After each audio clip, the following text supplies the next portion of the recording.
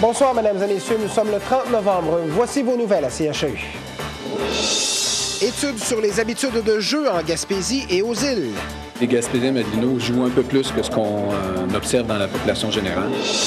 Le plus haut taux d'obésité au Canada est au Nouveau-Brunswick. Augmenter l'éducation physique à l'école pour le contrer. Le but principal de la politique, c'est d'avoir au moins une demi-heure par jour d'éducation physique qui serait à tous les niveaux.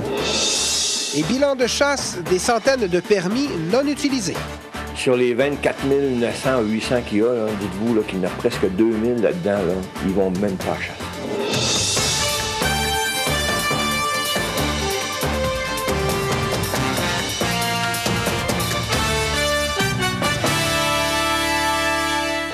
Selon le dernier rapport du Conseil de la santé du Nouveau-Brunswick, la province compte le plus grand nombre de personnes obèses au Canada.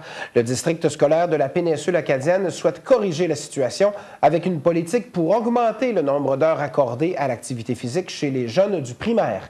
Annie Levasseur. Au printemps dernier, le Conseil d'éducation du district scolaire 9 avait mis en place une politique pour augmenter les heures d'éducation physique pour les jeunes du primaire.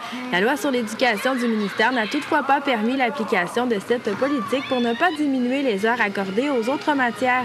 Le district a donc décidé de maximiser l'activité physique en l'intégrant à d'autres cours. Le CED a émis une politique en avril passé pour augmenter l'activité physique au niveau des élèves, puis ainsi ont jumelé la formation personnelle sociale avec l'éducation physique. Le but principal de la politique, c'est d'avoir au moins une demi-heure par jour d'éducation physique qui serait à tous les niveaux, qui tout de suite, on ne l'a pas. On l'a avec l'activité physique, par contre. Le directeur de l'école L'Escale des jeunes de Bac-à-Raquette, Alain Bissonnette, a été désigné comme mentor en activité et en éducation physique. Il consacre 20 de son temps à aider les enseignants des écoles de la région à intégrer l'activité physique dans les journées d'école. Mon rôle, c'est un petit peu pour les appuyer puis voir de quelle façon qu'on peut leur donner un coup de main, soit au niveau des ressources ou soit en travaillant aussi avec les profs d'éducation physique. Ça fait que c'est un appui, en fin de compte. Si on veut vraiment arriver à ce que la politique demande, il va falloir faire des ajustements au niveau du régime pédagogique. Dans les écoles, les élèves participent bien. Le problème est plus concernant la disponibilité des ressources et l'organisation des horaires. Au niveau des jeunes, ça, c'est un plus pour eux autres. Nous, ici, à l'école, on en fait plus qu'on demande au niveau activité physique, puis ils nous en demandent encore. Fait que nous, on dépasse vraiment la limite de ce que le district demande.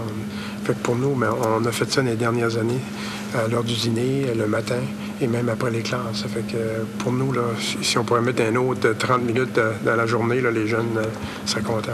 La politique du district scolaire 9 accorde 150 minutes d'activité et d'éducation physique aux jeunes de la maternelle à la 2e année par cycle de 5 jours.